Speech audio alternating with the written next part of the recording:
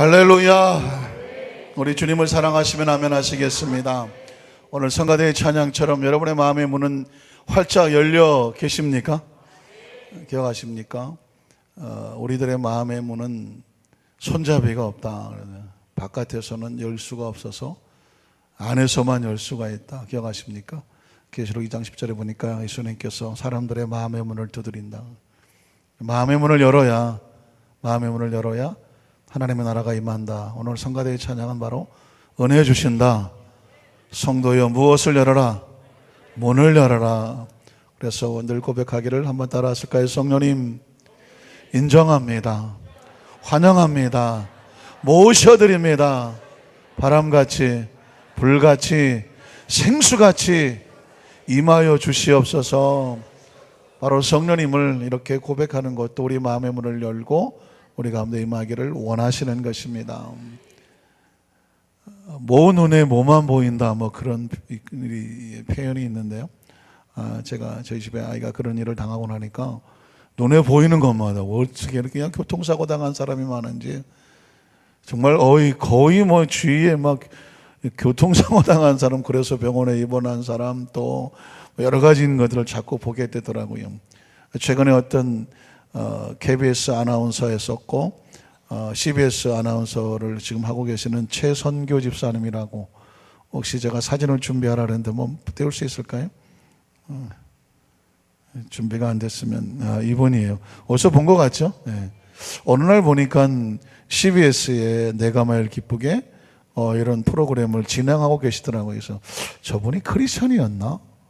그랬는데 이분의 간증을 보니까 이분은 할머니가 절을 3개나 지을 정도로 완전히 불교 집안이었고, 저분이 대학생 때는 불교 종교 활동하는 불교 학생회 회장을 했다고 합니다.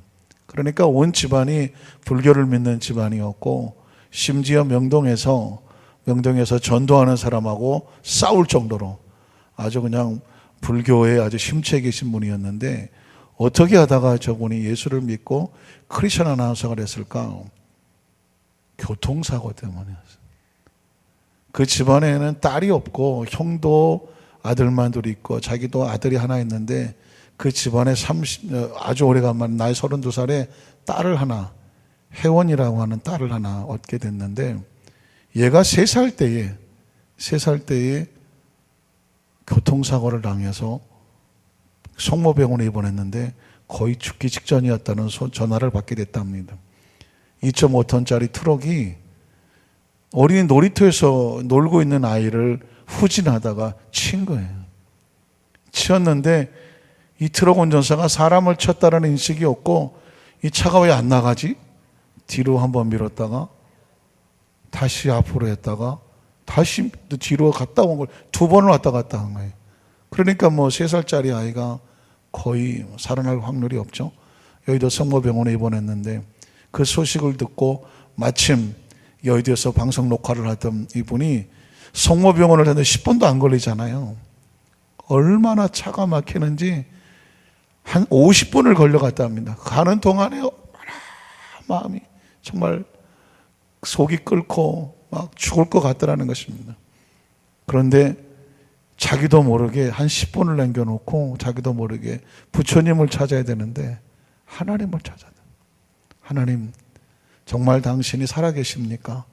그렇다면 내 딸 혜원이를 살려주십시오. 만약에 내 딸 혜원이를 살려주시면 난 하나님의 살아계신 줄을 믿고 하나님을 믿겠습니다. 그러니까 막 다급하니까 절을 3개나 짓고 불교 학생회 회장을 하고 아주 뭐 온통 불교 집안에 이분이 자기 딸내미가 그런 상황이 되니까 이건 뭐 아무것도 안 보이는 거예요. 그렇게 해서 50분 만에 성모병원에 도착을 했더니 아이는 벌써 하얀 가운으로 덮어놨더라. 하얀 가운으로 덮어놨다는 얘기는 죽었다는 것과 같은 거예요. 기가 막힌 상황으로 쫓아가서 그 3살짜리 하얀 천으로 덮어놓은 아이를 끌어안고 펑펑 울었답니다. 하나님 살려달라고. 그런데 갑자기 이 아이 체온이 따뜻해 오는 걸 느껴졌대요. 그래가 꿈틀거리더래. 그래서 미친 듯이 소리를 질렀답니다. 여기 아이가 살았어요. 아이가 살았어요. 근데 아이가 막 뭔가 토하려고 그러길래 그냥 반사적으로 손가락으로 그 안에 입에다 집어넣고 걸리는 대로 그냥 다 뜯어냈더니 보니까 피덩어리를 토해내고 이 아이가 후 숨을 쉬면서 아빠 그러더랍니다. 우리 하나님께 감사하고 드릴까요? 그러니까 의학적으로는 의사가 죽었다고 천을 덮어놨는데 그 아이를 끌어안고 이 최선교 아나운서가 하나님을 부르짖고 기도를 했어요. 하나님께서 정말 기적적으로 살려주셔서 그 이후로 절 3개 짓고 부처님 섬기던 거 다 때려치우고 하나님을 믿는 그런 가정이 돼서 이제 그분이 KBS에서 CBS로 옮기고 CBS 아나운서 하나님을 잘 섬기는 이제 집사님이 되셔서 하나님을 잘 섬기고 있다고 하는데 그분의 간증 속에 그 10분 만약에 차가 안 밀리고 만약에 빠르게 도착을 했다면 기도 시간이 없었을 거라는 것입니다. 그런데 그 차가 밀리는 서 있는 10분 동안에 자기도 모르게 절박하고 처절한 기도가 나오는데 그 10분의 기도가 하나님을 만나게 했고 찾게 했고 그리고 그 하나님을 찾았던 마음으로 그 천을 뒤집어 쓰이는 아이를 붙잡고 기도하는데 하나님이 살리셨다라고 하는 확신을 주었기 때문에 그 10분의 기도가 우리 집안의 운명을 바꿨다라는 간증을 하는 것입니다. 때로는 차가 밀려서 내 생각대로 만약에 10분이 밀리지 않고 빨리 도착을 했더라면 아마 하나님을 안 찾았을 거라고 하더라고요. 의사를 찾고 다니고 이미 죽었다 그러면 포기해버렸을 거는데 하나님을 찾게 하는 그 10분 그리고 그 기도했던 10분을 붙잡고 처절한 절망 가운데 몸부림치는 기도가 하나님의 응답을 받았다고 말하는 것입니다. 여러분 어떻습니까? 오늘 하나님 앞에 나와서 이 금요 철야에 나와서 부르짖는 그 10분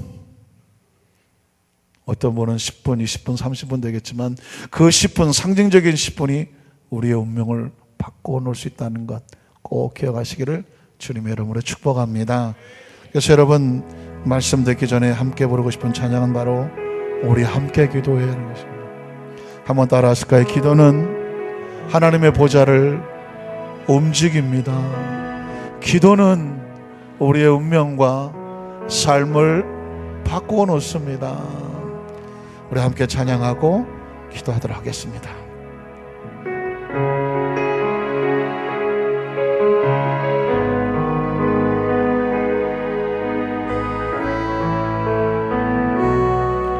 우리 함께 기도해. 우리 함께 기도해. 주 앞에 나와 무릎 꿇고 긍휼 베푸시는 주 하늘을 향해 우리 두 손 들고 찬양할까요? 두 손 들고 하늘 문이 열리고 은혜의 비줄기 이 땅 가득 내리도록 마침내 주 오셔서 의의 비줄기 우리 위에 부으시 우리 함께 기도해.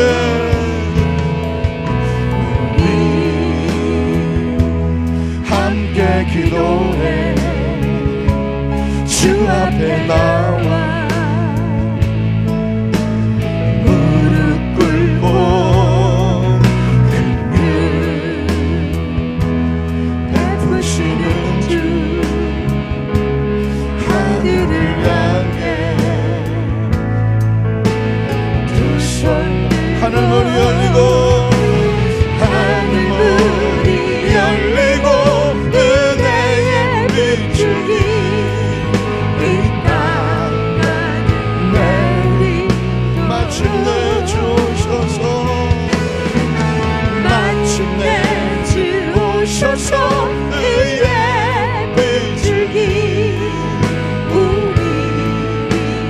하늘 문이 열리고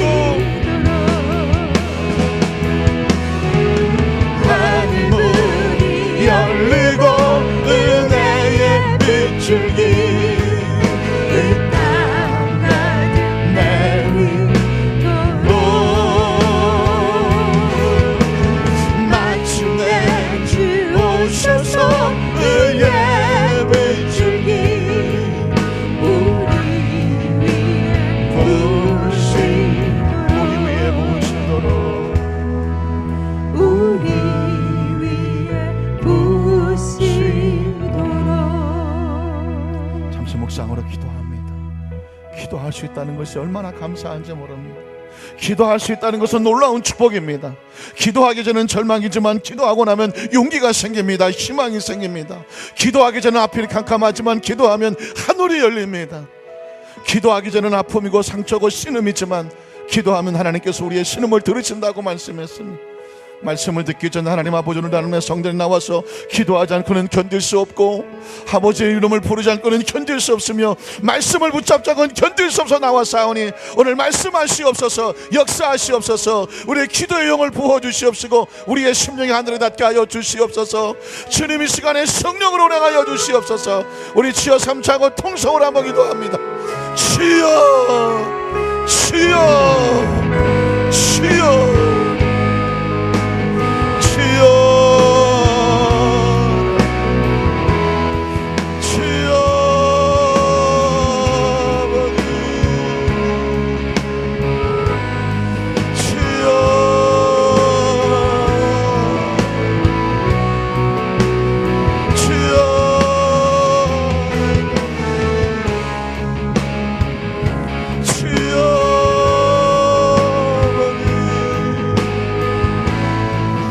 주님의 이름을 부르며 불려간과여 기도합니다. 주여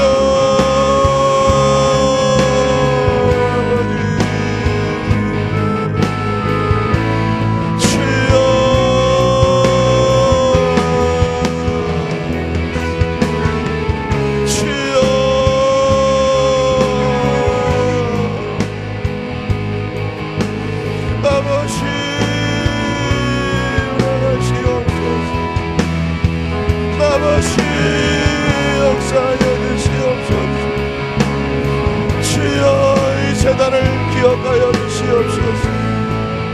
성령으로 임재하여 주시옵소서.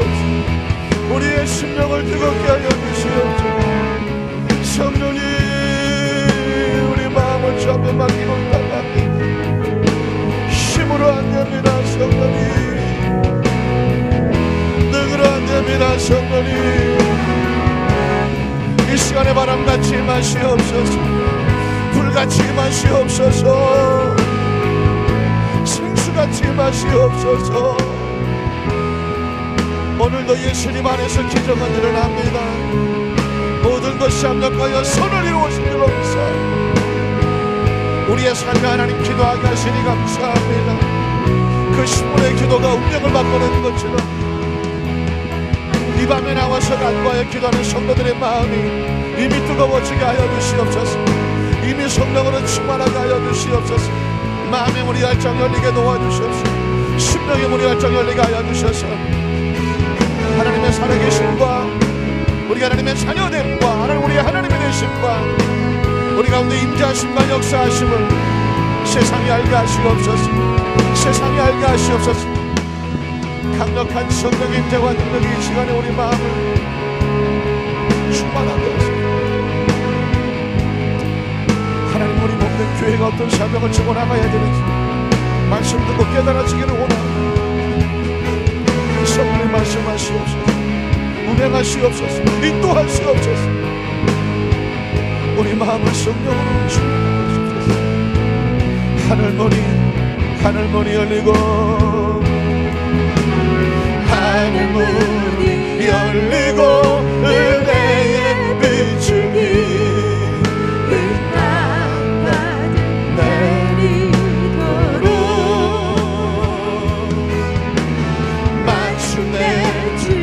오셔서 의의 빛을 부으시도록. 하나님 아버지 구하고 찾고 문을 두드려라. 난 너의 아버지다. 너를 지은 창조주다. 내가 너를 사랑하고 내가 너를 보배롭게 여기고 내가 너를 존귀하게 여겨서 아버지의 뜻에 따라 이 시대 속에 태어나게 하시고 여기까지 인도하셨습니다. 하나님의 계획과 섭리는 무한하고 무궁하셔서 우리는 한 치 앞도 예측하지 못하지만 하나님의 선하신 뜻이 우리를 여기까지 인도했으며 지금 하나님의 성령께서 우리와 함께 하시며 우리 앞으로 미래 속에 하나님의 거룩한 작품과 능력과 비전과 꿈이 되게 하셔서 하나님께서 마음껏 사용하시는 축복의 통로가 되는 것을 믿습니다. 이 밤에 기도하지 않고는 견딜 수 없고 찬양하지 않고는 견딜 수 없으며 하나님 말씀 붙잡고 성령으로 충만하지 않고는 견딜 수 없는 심령으로 절박하고 철실한 심령으로 나와 있는 하나님의 특별한 성도들에게 말씀 타고 오셔서 한 사람 한 사람 마음을 만져주시고 위로해 주시고 싸매어 주시옵시고 하나님 안에서 행복과 치유와 능력과 회복이 있도록 역사하여 주시옵소서. 하나님 안에서 천하보다 소중한 주의 백성들, 하나님 그 10분이 늦어지는 것이라고 생각했지만 그 10분은 기도하게 하시는 시간이었고 그 기도의 시간이 그 10분이 운명과 팔자를 바꿔놓았으니 안산교리 성도들이 이 밤에 나와서 기도하는 그 처절한 기도의 시간이 그 간구가 우리의 운명과 팔자가 바뀌는 축복의 역사가 있게 하여 주시옵소서. 기도하기 전엔 절망이지만 기도하고 나면 희망입니다. 기도하는 백성은 망하지 아니한다고 했습니다. 기도하는 백성은 절망하지 아니하고 기도하는 백성은 슬퍼하지 아니하며 기도하는 백성은 두려워하지 아니하는 하나님 말씀과 기도와 찬양 가운데 강력한 하나님 나라가 임하게 하여 주시옵소서. 예수님 이름으로 간절히 축복하고 기도드리옵나이다. 아멘. 자, 여기서 한번 축복하시오는 당신에게 기적이 일어나고 있습니다. 치료 역사가 나타나고 있습니다. 성령님이 함께 하십니다. 할렐루야. 여러분, 기도하기 전에는 절망이지만 기도하고 나면 희망이 생기고요, 눈빛이 달라지고요, 얼굴빛도 달라져요. 그래서 여러분, 전 기도하고 나면 여러분 얼굴 보는 게 설레임입니다. 기도하기 전에는 약간 좀 눈꼬리도 이렇게 좀 처져 있는 것 같았는데 기도하고 나면 그냥 눈이 동글동글해져. 왜 그런지 아십니까? 기도하는 가운데 하나님의 성령께서 우리 온갖 몸을 만지시고 새롭게 하시고 충만케 하시며 하늘과 닿았기 때문에 그렇습니다. 기도는 하늘과 닿는 것이죠. 마치 콘센트를 꽂으면 전기가 들어오는 것처럼 기도하는 백성은 하늘에 닿기 때문에 하나님께서 우리 가운데 영으로 임재하시는 것을 믿습니다. 한번 따라하실까요? 성령 강림 이후 무슨 일이 일어났는가? 우리가 성령 강림, 성령 충만 이런 표현을 많이 쓰는데 과연 성령 강림, 성령 충만 이후에 무슨 일이 일어났는가 하는 제목으로 말씀 은혜를 나누기를 원합니다. 예수님의 사역을 두 가지 정도로 나눠보면 첫 번째 사역은 두말할 것 없이 대속의 사역, 구원의 사역이죠. 기억하십니까? 요한복음 3장 16절 하나님의 세상을 이처럼 사랑하셨습니다. 독생자 예수 그리스도를 땅에 보내셔서 제물 삼아 주셔서 그 피로 말미암아 그를 믿는 자마다 뭐하지 아니하고 멸망하지 아니하고 영원히 사는 영생 구원의 축복을 얻게 하려 하심이라. 그러니까 예수님은 구원자예요. 구원 사역이라 주의 이름을 부르는 자마다 구원을 얻습니다. 예수님의 첫 번째 사역은 바로 구원 사역이고 대속 사역이죠. 또 하나의 사역이 있습니다. 그럼 예수 믿고 구원받는 것으로 끝나는 것이냐? 예수님의 또 하나의 사역은 뭐냐면 하나님의 나라를 확장하는 사역이었습니다. 한번 따라 하실까요? 하나님의 나라를 확장하는 사역. 그러니까 예수님은 두 가지 사역을 하셨는데 오셔서 온 인류를 구원하는 구원의 사역과 함께 또 하나의 사역은 하나님의 나라를 확장시키는 것이 예수님의 사역이었다는 것입니다. 그래서 예수님의 사역을 하는 모습을 먼저 살펴보면 하나님의 나라를 확장하기 위해서는 먼저 뭐가 필요하냐면 일꾼이 필요하고 제자가 필요했습니다. 그래서 예수님께서는 천국 복음을 선포하신 다음에 제자들을 찾고 계셨죠. 마태복음 4장 18절로 22절을 보면 갈릴리 해변에 다니시다가 두 형제 곧 베드로, 제가 개인적으로 형님으로 모신다고 했던 베드로라는 시몬과 그 형제 안드레가 바다에 금을 던지는 것을 보시니 그들은 원래 어부였더라. 말씀하시되 나를 따라오나. 이걸 뭐라고 말하면 콜링이라고 말하죠. 예수님께서 하나님의 나라가 그 사람을 지명하여 부르는 것을 뭐라고 말하냐면 콜링이라고 말합니다. 그가 나를 지명하여 불렀다고 하는 것이죠. 선택되는 것입니다. 예수님께서 그래서 나를 따라오너라 베드로와 안드레를 보시고 말씀하셨습니다. 그리고 내가 말씀하시기를 내가 너희를 사람을 낳는 어부가 되게 하리라. 다른 말로 바꾸면 제자가 되게 하는, 예수님께서는 베드로 안드레를 제자 삼으시는 것이죠. 그 다음 절에 보니까 그들이 곧 그물을 버려두고 예수를 따르니라고 말씀한 얘기 뭐니, 예수님을 따라갔다는 것은 이제 하나님의 나라 속에 든 예수님의 제자가 됐다는 것을 말씀하고 있습니다. 자, 거기서 더 가시다가 다른 두 형제 곧 세베대 아들 야고보와 그 형제 요한이 그의 아버지 세베대와 함께 배에서 그물 깁는 것을 보시고 부르셨다. 부르셨다는 단어를 다른 말로 말하면 콜링이라고 말했죠. 크리스찬들은 한 사람 한 사람이 부름을 받은 것입니다. 믿으십니까? 한 사람 한 사람이 다 부름을 받고 하나님의 나라 속에 들어오는 것입니다. 그리고 그 부름받은 크리스찬들 가운데에 사역적인 콜링이 있다고 하면 또 주의 종으로서 또는 각자 사역 선교사로서 각자 사역에 따라 또 하나의 콜링을 줄 때 소명이라는 말도 쓰죠. 그래서 성경에 보면 예수님이 부르셨다고 하는 것은 구원의 부르심이 있고 또 하나는 제자로서의 사역의 부르심도 있는 것입니다. 예수님의 제자들은 오다 가다 따라다니는 무리가 아니었고 예수님께서 지명하여 불렀던 콜링을 주었던 제자들이었었습니다. 그의 아버지 세베대와 함께 배에서 그물 깁는 것을 보시고 부르시니 그들이 곧 배와 아버지를 버려두고 예수를 어떻게 했다고요? 따라갔다고 말하고 있습니다. 그러니까 제자는 어떻게 되냐면 예수님의 콜링이 있고 그 말씀을 붙잡고 순종하여 따라가는 것, 이 두 가지가 맞아야 제자가 될 수가 있는 것입니다. 자, 예수님의 제자들이 이렇게 콜링을 받았으면 예수님은 그럼에도 불구하고 하나님의 나라 속에는 계속 일꾼이 필요하다라고 말씀하고 있습니다. 마태복음 9장 35절로 38절에 보면 예수께서 무리가 자기를 애워싸 하는 것을 보시고, 자, 여기에 무리라고 하는 단어가 나오죠. 제가 마지막에 말씀을 드리겠지만 성경 속에 예수님을 따라다니던 두 종류가 있어. 하나는 뭐냐면 무리가 있었어요. 오늘 본문에도 무리가 있지 않습니까? 또 한 종류는 제자가 있는 것입니다. 많은 사람이 예수를 믿는다고 말해도 한 종류는 무리이구나. 또 한 종류는 제자라는 것이죠. 그런데 이 무리들은 몰려다니기는 하지만 항상 예수님의 마음과 같지는 않아요. 오늘 보니까 예수께서 무리가 자기를 애워싸는 것을 보시고 건너편으로 가기를 명하시더라. 자, 무리가 몰려와 예수님 앞에 무리로 몰려오는데 예수님은 무리 속에 있기를 원하지 않았어요. 그래서 건너편으로 거처를 옮기시는 것을 볼 수가 있죠. 그 다음 절에 보면 한 서기관이 나와서 예수께 이르되 선생님이여 어디로 가든지 저는 주님을 따르겠습니다 라고 제자로 청하여 나왔습니다. 그랬더니 예수께서 이르시되 여우도 굴이 있고 공중의 새도 거처가 있으되 인자는 머리 둘 곳이 없다 하시더라. 제자 중에 또 한 사람이 이르되 주여 내가 먼저 가서 내 아버지를 장사하게 허락하옵소서. 예수께서 이르시되 죽은 자들이 그들의 죽은 자들을 장사하게 하고 너는 나를 따르라. 그러니까 예수님께서는 지금 계속해서 그 무리 속에서 제자들을 선택하여 세우시는 모습을 보게 됩니다. 그러면 제자를 세우면 어떻게 하느냐? 제자들에게는 무엇을 주냐면 능력을 주시죠.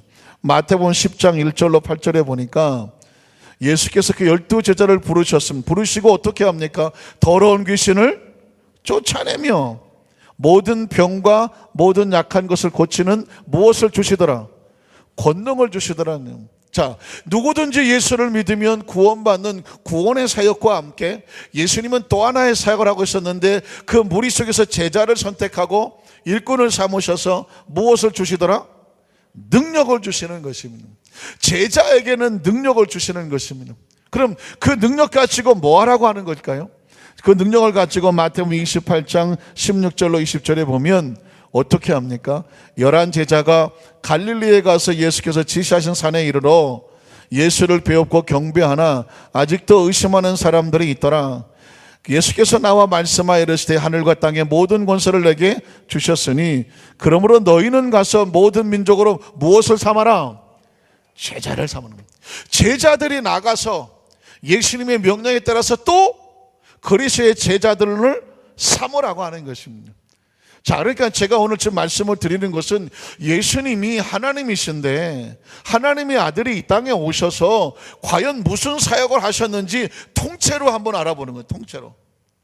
그래서 예수님이 무슨 사역을 했는지를 알아야 우리가 믿는 예수님은 과연 어디에 관심이 있는지를 알게 되지 않겠습니까? 그리고 예수를 믿는 예수님의 제자들이, 저와 여러분이 그리스도인들이 우리도 이 땅의 삶을 살면서 예수님께서 원하시는 것이 무엇인지를 알고 그렇게 살아야 된다는 말씀이죠. 자, 예수님은 첫 번째 구원 사역, 예수님의 십자가를 통해서 모두 구원받게 하는 구원의 사역만 있는 것이 아니라 제자 삼는 하늘나라 확장이 있다고 말씀을 드렸습니다. 일꾼이 선택되어야 되고 능력을 받고, 그 능력 받은 사람들에게 무슨 사명을 주시느냐? 너희는 가서 모든 민족으로 무엇을 삼아라? 제자를 삼아야 됩니다. 자, 이 이야기는 예수님의 제자뿐만 아니라 예수를 제자를 통해서 구원받은 주의 제자들, 여기서 말하는 제자라고 하는 것은 12제자를 말하는 것이 아니라 예수님의 가르침과 정신과 사고와 말씀을 따라가는 사람, 크리스찬으로서의 제자를 말씀하는 것이죠. 예수님을 구주로 믿으시면 아멘 하시기를 바랍니다.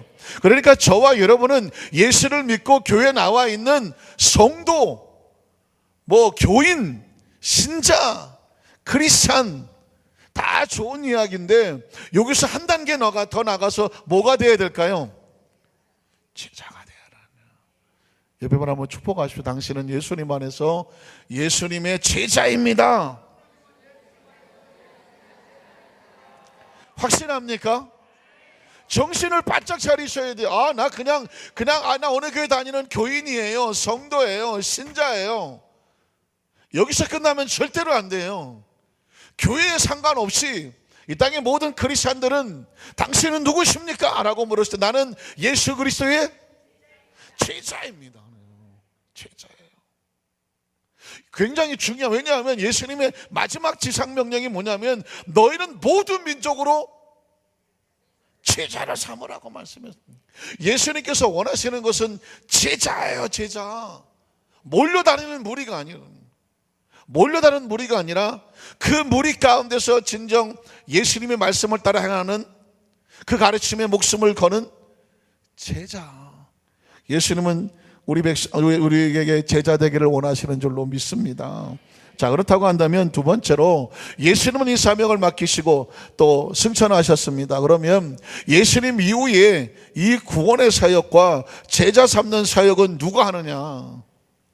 그건 바로 성령님이셨죠. 그래서 예수님이 승천하시기 전에 제자들에게 그렇게 성령 받으라고 말씀을 하셨고, 승천하시기 전에 그렇게 마지막 명령으로 제자들의 가슴 속에, 생각 속에, 의식 속에 성령을 심어주시고자 했던 것은 뭐냐면, 성령님이 오셔야 우리를 예수 믿고 구원받게 하는 구원의 사역의 열매를 맺게 하고, 성령님이 오셔야 우리에게 능력을 주시고 일꾼 세우셔서 무엇을 만들까요?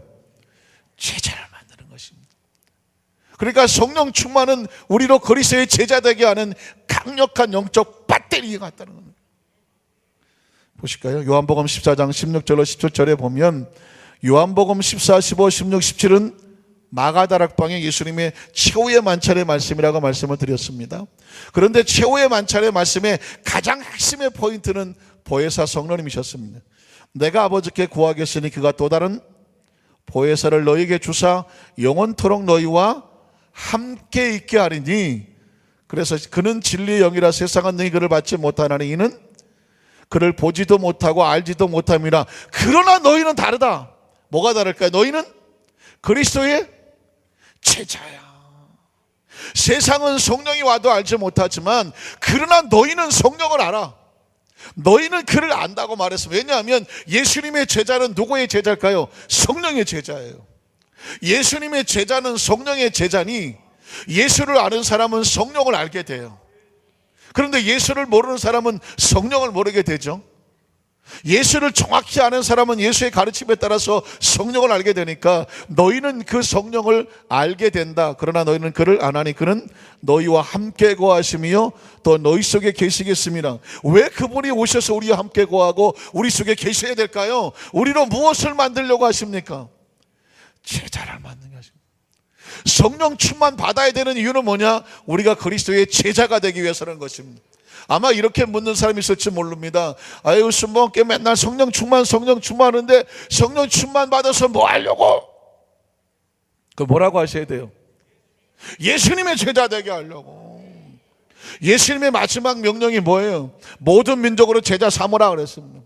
그런데 제자를 삼으려면 능력이 있어야 되지 않겠습니까? 예수님 당시에 제자들에게는 모든 병을 고치고 귀신을 쫓아내는 능력을 주셨다고 말씀했습니다. 그러면 예수님이 지금 안 계시는, 예수님은 천국에 계시는 이 시대 속에 우리는 어디서부터 능력을 받습니까? 성령으로부터 능력을 받는 거죠. 왜냐하면 내가 가면 똑같은 보혜사를 너에게 줄 것인데 그가 너희 속에 계시고 영원히 계신다. 그가 너희로 똑같이 그리스도의 제자 되게 하신다는 것입니다. 요한복음 14장 25절로 26절도 내가 아직 너희와 함께 있어서 이 말을 너희에게 하였거니와 보혜사 곧 아버지께서 내 이름으로 보내실 성령 그가 너희에게 모든 것을 가르치고 내가 너에게 말한 모든 것을 뭐하게 해요? 생각나게. 이유가 뭘까요?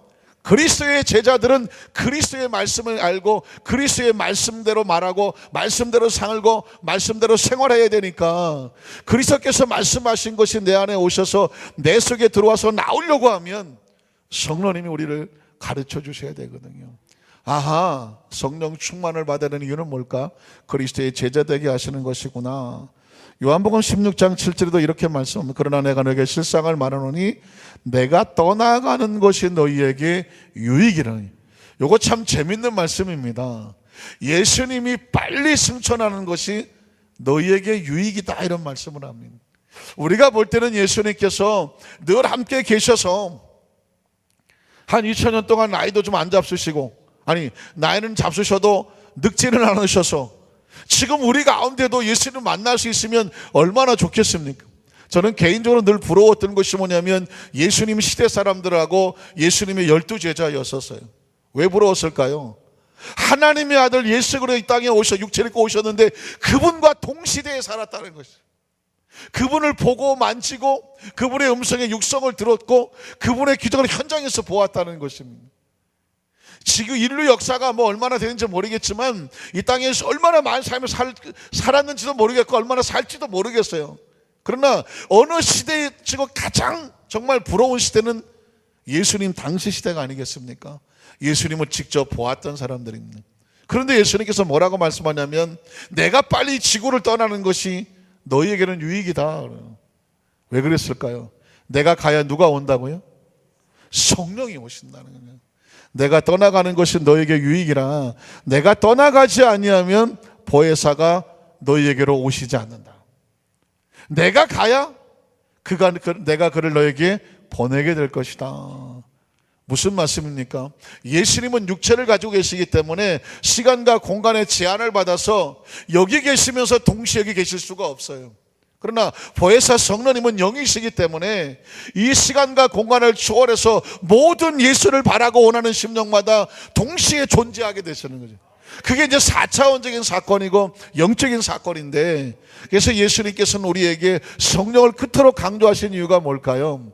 이 땅의 모든 그리스도인들이 제자들이 늘어나게 될 때에 예수님은 12제자만 같이 있었지만 성령님은 이 땅의 모든 그리스도의 제자들에게 동시에 같이 하시기 때문에 성령님이 오셔야 된다고 말씀하고 있는 것입니다. 그래서 성령님이 오셔서 제자들에게 무엇을 하셨을까요? 성령님은 아까 말씀드렸죠. 그 제자를 세우면 능력을 주신다고 말했습니다. 그러니까 성령이 우리 속에 들어오시면 그리스도의 제자로 말씀이 생각나게 하지만 그걸로 끝나지 아니하고 성령 충만에는 능력이 있다는 것입니다. 예수님께서 말씀하신 능력을 보면 마가복음 16장 15절로 20절을 볼게요. 마가복음 16장 15절 20절을 보면 또 이르세 너희는, 자, 제가 아까 마태복음 28장을 읽었습니다. 마태복음 28장은 신약성경 마태복음은 총 몇 장으로 되어 있나요? 너무 쉬운 얘기죠. 제가 28장 해놓고 몇 장으로 됐나요?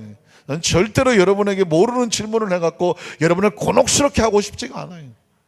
마태복음 28장에 예수님께서 너는 모든 민족으로 제자를 삼고라고 말하지 않았습니까? 예수님의 마인드에 마태복음 28장의 마지막 마인드는 제자 삼는 것이고, 마가복음 16장, 마가복음 총 몇 장으로 되어 있을까요? 16장이죠. 그 16장에 가장 포인트는 뭔지 아십니까? 또 이렇게 너희는 온 천에 다니며 만민에게 복음을 전파해서 뭐해라? 제자 삼아야죠. 만민에게 복음을 전파하라.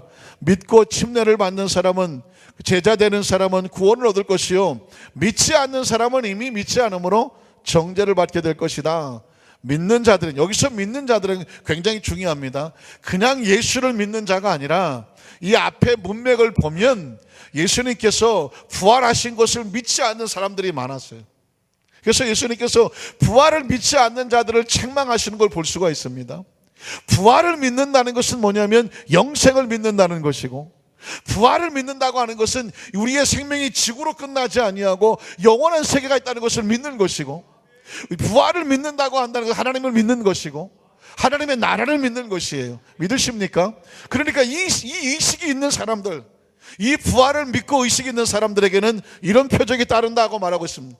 어떤 표적일까요? 곧 그들이 내 이름으로 귀신을 쫓아내는, 우리에게 영적인 능력이 들어오니까 귀신을 쫓아낼 수 있는 능력을 부어주시고 새로운 방언이 나와요.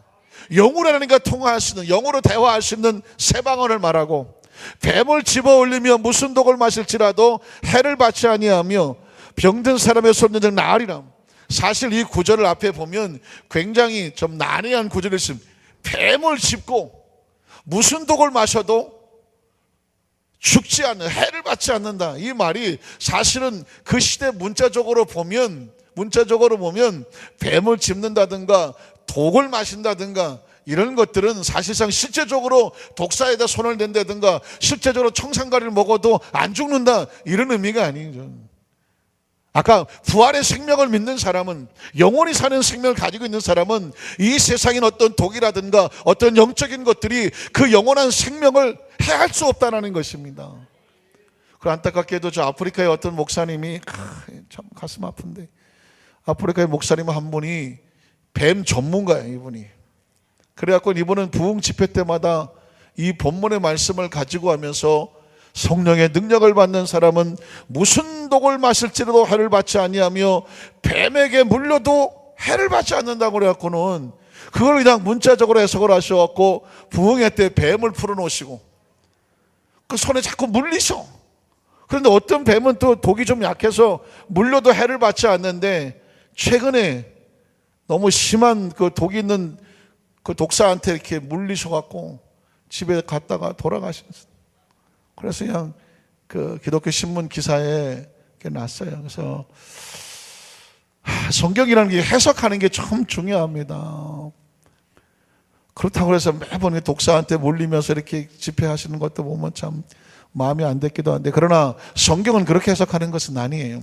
아까 제가 그랬죠. 믿는 자들에게는데 그 앞뒤 문맥을 잘 보셔야 돼요. 무엇을 믿냐? 그냥 예수를 믿는 것이 아니라 예수의 부활을 믿는 자들, 이런 표적이 따른다고 말했고, 그것은 영생을 말하는 것이고, 그 영원한 생명을 가진 사람은 이 세상에 어떤 독이라든가 어떤 뱀이라든가 이런 것들로 인해서 그 영원한 생명이 해함을 받지 않는다라는 의미를 가지고 있어요. 믿으십니까? 예수님은 지금 우리에게 오셔서 육체의 생명에 대한 것을 말하는 것이 아니라 영생을 깨우쳐 주시기 위해서 말씀하는 것인데, 사람들은 자꾸 육체의 생명을 가지고 그 생명에 집착하려고 하는 것이거든요. 우린 사실상 100년 안쪽을 살지 않겠습니까? 그렇게 얘기할 때마다 늘 불만이신 분들이 몇 분 계셔서 150년 정도 늘려드릴게요. 그래, 한 150년 사신다고 하십시오. 그래도 불만이면 200년 사셔요, 그럼.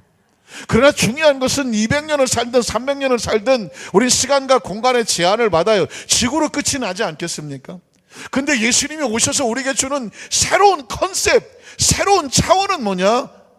이건 100년, 200년, 300년, 1000년, 만년이 아니라니까요. 영생이에요. 영생. 시간과 공간을 초월하는 차원을 말하는 것입니다. 예수님 자신이 그 차원에서 왔잖아요. 하늘에 하나님이 세상, 하나님이 4차원 아니신가요? 하나님이란 개념은 4차원이에요. 지구 바깥의 개념이에요. 이 누구든지 멸망하지 않고 영원한 생명은 시간과 공간을 초월하는 이 지구 바깥의 개념이에요. 그러니까 왜 이 세상에서 예수를 믿는 사람은 정해져 있느냐? 이 지구 바깥의 개념이 우리 속에 들어와서 나한테 믿어줘야 하나님의 자녀가 되는 것이고, 지구 바깥의 개념이 들어오질 않아요. 하나님도 믿을 수 없고 천국도 믿을 수 없고, 그냥 이 지구 안에 사는 것에 대해만 한정되어 있는 사람은 예수를 믿을래야 믿을 수가 없어요. 그래서 여러분, 아까 말씀하신 것처럼 성령이 우리 속에 들어와 주셔야 예수님의 말씀을 깨닫게 되고 알게 되고 믿게 되고, 누구든지 주의 영이 아니면 예수님을 구주라 고백할 수가 없는 것입니다. 예수님을 구주로 믿으시면 아멘 하시기를 바랍니다. 그건 바로 우리를 믿게 하시는 것은 바로 성령님이시에요. 저는 어려서부터 교회를 다녀서 그냥 자연스럽게 교회 다녔고 자연스럽게 예수를 믿었고 자연스럽게 여기까지 왔어요. 그런데 얼마나 많은 제 나름대로 고민이 있었겠습니까? 언뜻 과연 난 하나님을 믿는가? 난 과연 정말 이 천국을 믿는가? 과연 나는 정말 성령님을 믿는가? 왜냐하면 어느 시기까지는 어려서부터 주일학교를 다녔으니까 쭉 와서 자연스럽게 그냥 학습이 되고 교육이 되고 생활이 됐으니까. 근데 어느 순간에 와서는 결단이 필요하더라고요. 내 스스로 나는 예수님을 믿습니다. 하나님을 믿습니다. 난 천국을 믿습니다. 성령님을 믿습니다. 그 과정의 그 고백이 필요하더라고요. 그 고백을 하게 하시는 분이 누구냐? 성령님이시죠. 이제 그래서 저는 어려서부터 교회를 다녔기 때문에 예수를 믿는 것이 아니라 예수님이 믿어지기 때문에 예수를 구주로 믿는 거예요. 어려서부터 교회를 다녔기 때문에 교회 생활이 그냥 내 생활인 것이 아니라 하나님의 나라가 이곳에 있기 때문에 난 몸된 교회 속에 믿음 생활을 하고 있는 것이죠. 천국이 어렸을 때 교회학교 선생님이 천국이 있다고 가르쳐 줬기 때문에 믿는 것이 아니라 하나님 말씀을 통해서 이 땅의 삶을 나그네 같이 지나고 나면 영원한 천국이 있음을 예수님 말씀하셨기 때문에 예수님을 믿음으로 천국을 믿게 되는 줄로 믿습니다. 이렇게 성경에 보면 예수님의 사역은 구원 사역뿐만 아니라 제자를 삼아서 능력을 주시는데 그 능력 받아서 뭐라고 하느냐? 복음을 증거하는 증인되라고 하는 것이죠. 그래서 여러분 사도행전 1장 4절로 8절에 보면 성령을 주시는 목적이 뭐예요? 예루살렘을 떠나지 말고 사도와 함께 모이사 그들에게 분부하여 이르시되, 자, 사도는 12제자를 말하죠. 자, 분부하여 말씀하시되 예루살렘을 떠나지 말고 내게서 들은 바 아버지께 약속하신 것 누구예요? 성령이죠. 보혜사 성령님을 뭐해라? 기다려라. 성령님을 기다려라. 예수님의 명령입니다. 마지막 마치 유언처럼 하는 명령입니다. 기다려라. 요한은 물로 침례를 베풀었으나 너희는 몇 날이 못 돼요? 성령으로 침례를 받을 것이다. 기다려라. 성령의 침례를 받게 될 것이다. 그리고 그 다음 절에 보면 그들이 모였을 때 예수께 여쭈어 이르되 주께서 이스라엘 나라를 회복하심이 이때이니까. 잘 아시는 말씀이죠. 아직도 이스라엘 백성들은, 아직도 제자들은 이스라엘 나라가 어떻게 좀 로마의 핍박으로부터 해방되는 것이 하나님의 나라라고 생각을 했습니다. 여러분, 하나님의 나라라는 단어에 대한 개념을 있으셔야 되는데 Kingdom of God, 하나님의 왕국, 또 하나님의 나라라고 말을 하는데 하나님의 나라라는 것은 뭐냐면 이스라엘 백성이 로마로부터 독립하는 이런 게 하나님의 나라가 아니라 시간과 공간을 초월해서 하나님이 다스리는, 믿으십니까? 하나님이 다스리는 영역이 퍼져가는 것이면 그게 하나님의 나라입니다. 자, 그러니까 지금 여기는 하나님의 나라예요. 왜? 하나님 우리 말씀을 믿습니다. 말씀에 순종합니다. 말씀에 기대합니다. 여러분이 움직이면 하나님의 나라가 움직이는 것입니다. 여러분이 한 사람을 전도해서 그 사람 속에 하나님 나라가 들어갔으면 그 나라가 확장이 되는 것입니다. 그러니까 왜 우리가 전도를 하고 복음을 전파하고 선교하느냐? 그 속에 하나님의 나라가 퍼져나가기 때문에 그렇죠. 아까 제가 말씀을 드렸죠. 예수님의 사역은 구원의 사역과 함께 하나님 나라 확장의 사역이 있다고 말씀했죠. 그 확장의 사역은 전도와 선교를 통해서 이루어지는데 그 전도와 선교를 위해서 하나님께서는 일꾼을 세우고 능력을 주시고 증인되게 하시는 것입니다. 자, 그 명령이 이제 주께서 이스라엘 나라를 회복하심이 이때이니까 하니 이르시되 때와 시기는 아버지께서 자기 권한에 두셨으니 너희가 알 바가 아니다. 그러니까 이 나라가 어떻게 될 것이냐, 이거는 우리가 할 게 아니다. 하나님의 계획 속에 있다는 것입니다.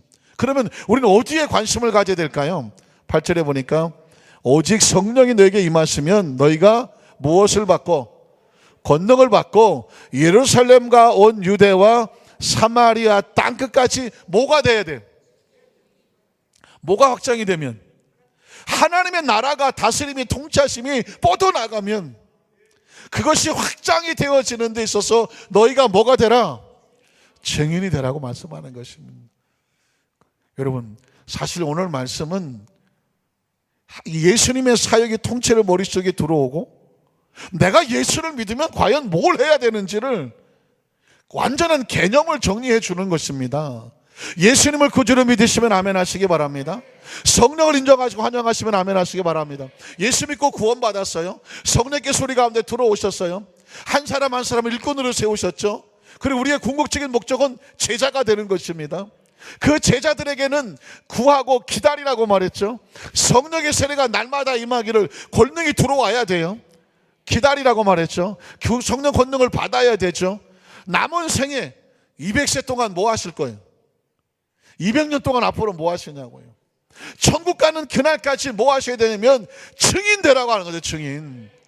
도대체 내가 노후에 뭘 할까? 노후 대책도 많이 세우셨을 텐데 내가 정말 건강하게 앞으로 뭘 할까?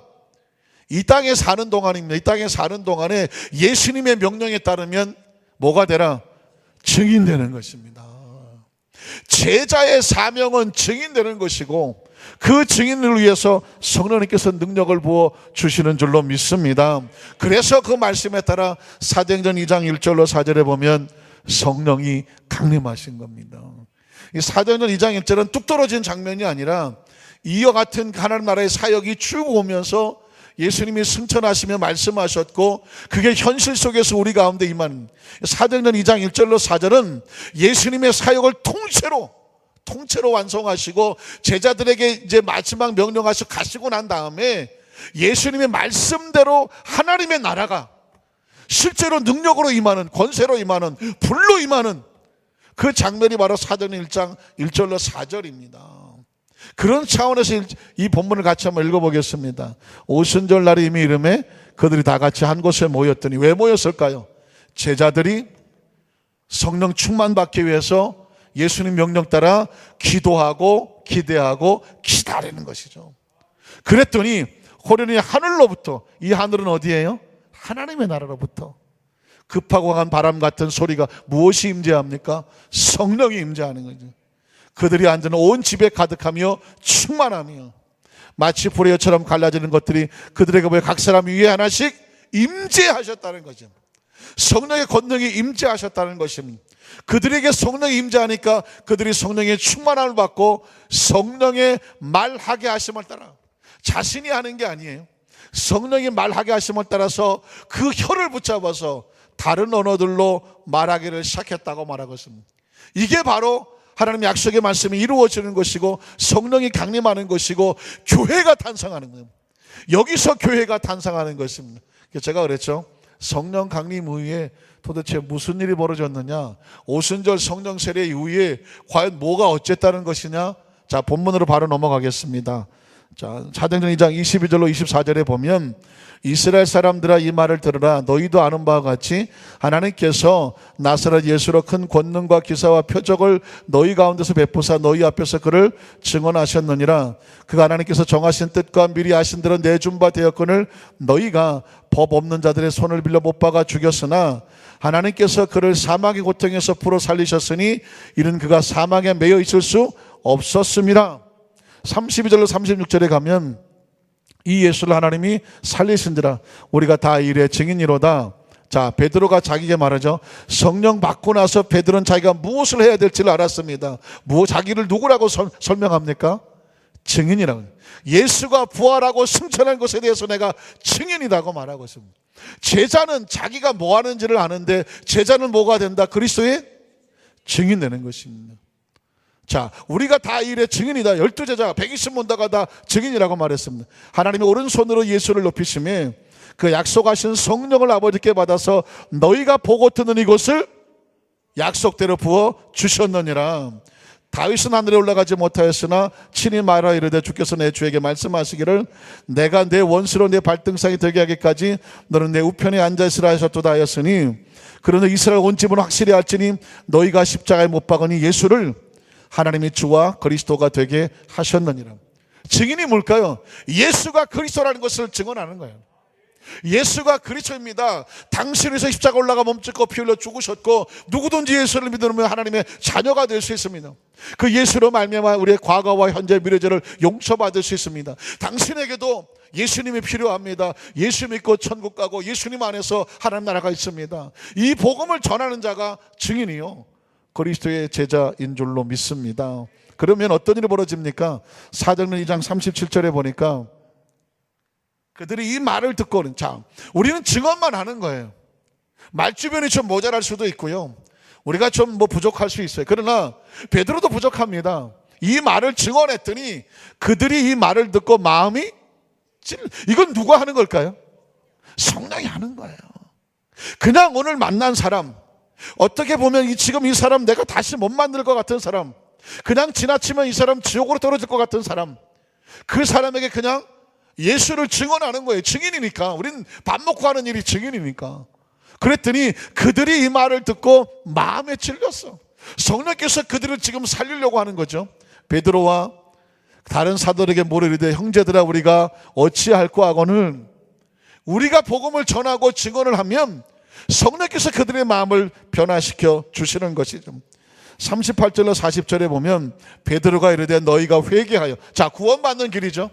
회복되는 길입니다. 회개하여 각각 예수 그리스도의 이름으로 침례를 받고 죄 사함을 받으라. 그리하면 성령의 선물을 받으리니 이 약속은 너희와 너희 자녀와 모든 사람이에요.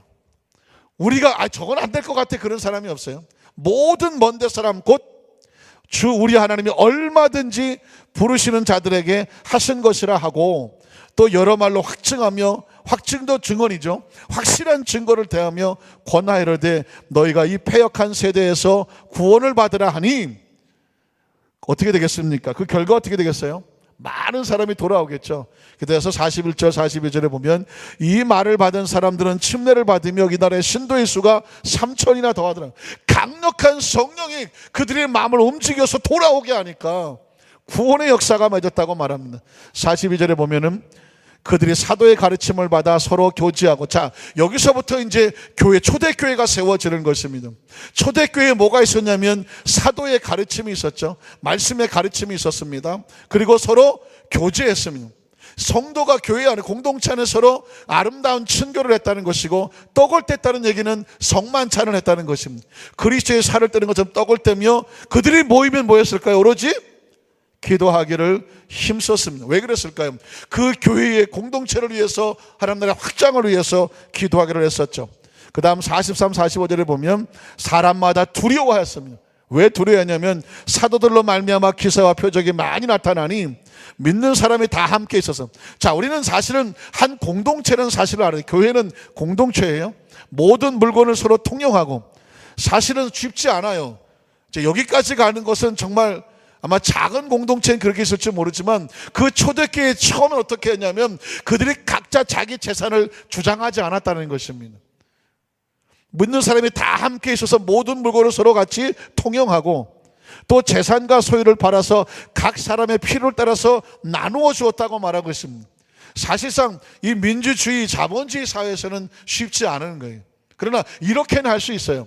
이 말씀을 근거해서 은혜를 많이 받은 사람들이, 또 축복을 많이 받은 사람들이, 그것이 어떤 구제 헌금이라든가 선교 헌금이라든가 교회 공동체를 통해서 그것이 모아지면 구제가 필요한 곳에, 선교가 필요한 곳에 그것이 전달되어질 수 있게 해요. 그래서 지금 교회에서 벌어지는 구제 헌금, 선교 헌금, 전도 헌금, 이런 모든 것들이 바로 이 교회에서 안에서 벌어지는 초대교회에서 처음 나타나는 것입니다. 각 사람의 필요를 따라서 나누어 주며, 또 그 다음 절을 볼까요? 40, 47은 날마다 마음을 같이하여 성전에 모이기를 어떻게 하고. 사실은요, 우리 그 한국 교회도 초대 교회에는 어린 아이든 어른들이든요 늘 매일매일 성전에 모이기를 힘을 썼습니다. 제가 어렸을 때는 초등학교 때도 그랬고 중고등학교 때도 그랬는데 학교 끝나면 교회로 왔어요. 학교 끝나면 교회로 왔어요. 책가방을 들고. 그리고 교회에 와서 성전에 앉아서 1시간 30분 기도하고 갔어요. 혹시 그런 기억 있으십니까? 그런 기억 있으십니까? 그러니까 제가 학생 때는, 학생들은 학교를 끝나면 친구를 집에 어디 놀러 가는 것이 아니라 매일 교회를 왔어요. 그리고 교회에서 기도하고 갔어요. 이게 생활이었어요. 그렇게 교육을 받았어요. 직장을 다니던 어른들은 어떻게 했나 그랬더니 퇴근하면서 교회로 왔어요. 교회로 와서 각자 퇴근하는 시간이 다르니까 어떤 때는 가족들이 오기도 하고, 그래서 성전은 항상 열려 있었어요. 그래서 오면 여기저기 누가 시키지 않아도 따로 기도 모임이 없어도 여기저기 기도하고 그리고 갔어요. 그거를 사명으로 여겼어요. 집사는 당연히 그런다고 생각했어요. 재직들은 당연히 그런다고 생각했어요. 아니 뭐 학생들이 그런데 뭐. 전 초등학교 때 그랬고 중학교 때 그랬고 고등학교 때 그랬으니까. 갑자기 표정이 이상해지기 시작합니다. 지금 이 분위기는 지금 어쩌라는 거지? 오늘 퇴근하면 이제 교회로 와서 기도를 해야 되나 말아야 되나 이거. 아니 나는 그랬대. 나는 그랬다는 건데 사실은 왜 그런 게 있었나 그랬더니 초대교회 성도들이 어떻게 했어요? 날마다 마음을 같이하여 성전에 모이기를 힘쓰고, 날마다가 중요한 거예요. 그러니까 이건 사실 어떻게 해야 되냐면 억지로는 안 되는 거예요. 마음이 같이 해야 돼요. 마음을 같이 해야죠. 마음을 같이 하여 성전에 모이기를 힘쓰고 40절에 집에서 떡을 떼며, 이것도 역시 이제 구역 예배와 같은 거죠. 성도들이 모여서 떡을 뗐다는 얘기는 성만 찬양했다는 것, 성찬했다는 것입니다. 떡을 떼며 기쁨과 순전한 마음으로 음식을 나눠 먹고 어떻게 했을까요? 하나님을 찬미하며 온 백성의 칭송을 받으니 주께서 구원받는 사람을 날마다 더하게 하시더라. 말씀을 정리하기를 원합니다. 사실 이 초대교회로 돌아가자 혹시 많이 들어보지 않으셨습니까? 또 어느 교회는 표어가 초대교회로 돌아갑시다 표어도 있고요. 또 어떤 사람 대표기도 할 때 하나님 이 현대교회가 너무 많이 힘들고 어렵습니다. 초대교회로 돌아가게 해주십시오라고 합니다. 이 초대교회는 이렇게 신앙생활을 했었습니다.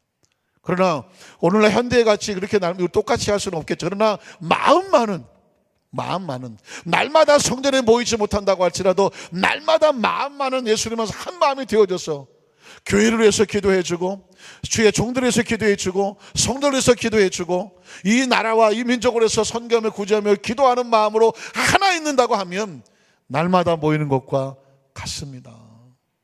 사랑하는 성도 여러분, 제가 아까 말씀을 정리하면서 무리와 제자는 다르다고 말씀을 드렸습니다. 요한복음 6장에도 요한복음 4장에도 지난 수요일날 말씀 나눌 때 군데군데 계속 강조가 되던데, 예수님 당시에 많은 무리가 따라다녔는데 예수님은 그 무리를 피해 다니더라고요. 신기하지 않습니까? 아니 예수님을 많은 사람이 막 무리가 몰려오는데 그때마다 예수님 막 도망 다니기 바쁘더라고요. 한적한 산으로 도망가거나 아까 같이 저 길 건너편으로 가거나 배를 타고 저 멀리로 가요. 그 왜 그러시지? 예수님 사람들이 많이 몰려오는데 이유는 뭐냐? 그 무리들은 예수님의 제자 되려고 온 사람들이 아니라 예수님이 기적을 행하니까 오병이에 떡을 좀 얻어 먹으려고 오거나 병을 고친다고 하니까 기적을 구경하러 오거나, 그래서 예수님의 표적과 기사를 따라다니는 사람이지 예수님 말씀 듣고 순종하겠다라고 결단하고 증인되겠다는 사람이 아니었어요. 그러니까 이 시대 속에서 많은 무리가 여전히 예수님을 믿는다고 나옵니다. 그러나 무리는 예수님이 함께하지 않아요. 예수님은 누구를 찾고 계시냐면 누구를 찾고 계셔요? 제자를 찾고 계셔요. 말씀을 주면 그 말씀을 붙잡고 순종하고 그리고 그 증인되기 위해서 성령 충만받고 나가서 예수 그리스도를 증언하면서 잃어버린 영혼을 찾아서 하나님 나라가 확장되게 하는 그 사명으로 사는 거예요. 그래서 12 제자들은 가룟 유다를 제외하고 다 그 끝이 어떻게 됐다고요? 순교했어요. 순교. 그 시대는 순교를 했어. 왜? 복음을 증거하고 가다가 보니까 믿는 사람도 이렇게 많이 나오지만 안 믿는 사람, 못 믿는 사람들도 많았어요. 그들을 찾아가서 복음을 증거하다가 그 생명을 거기서 다 쏟아버렸어요. 순교라고 하니까 맞아 죽었다가 아니에요. 복음을 증거하다 자기네 생명과 피를 다 쏟아놓고 하늘나라를 가는 겁니다. 그러니까 그 생명의 시간을 다른 데 쓰지 않았다는 거예요. 증인의 사명을 감당하다가 자기 생명을 기꺼이 다 쏟아놓고 하늘나라를 간 것입니다. 그거를 증인이라고 말하고 제자라고 말하고 순교라고 말하는 것입니다. 오늘 간절히 바라기는 오래 사셔요. 오래 사셔야 됩니다. 그런데 오래 사는 건 이유가 있어야 돼요. 목적이 있어야 되죠. 뭐가 돼야 될까요?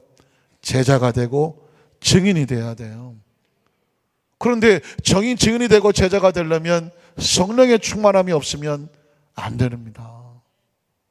성령의 충만함이 이 금요 체력에 나오신 여러분들은 그 충만함을 구하는 것이고, 그리고 여러분이 오랜 세월 동안 어떤 모습인지 삶을 사시는 속에서도 한 가지는 꼭 기억하십시오. 내가 증인으로서 마지막까지 증인의 삶을 최선을 다하여 살면 그것이 곧 순교가 되는 것이죠. 왜? 하나님의 거룩한 나라를 위해서 생명을 쏟았으니까. 오래 사시면서 순교하는 방법은 증인으로서의 삶을 끝까지 사시는 거죠. 우리 모든 성도들이 그런 증인의 삶이 되시기를 주의 이름으로 축복합니다.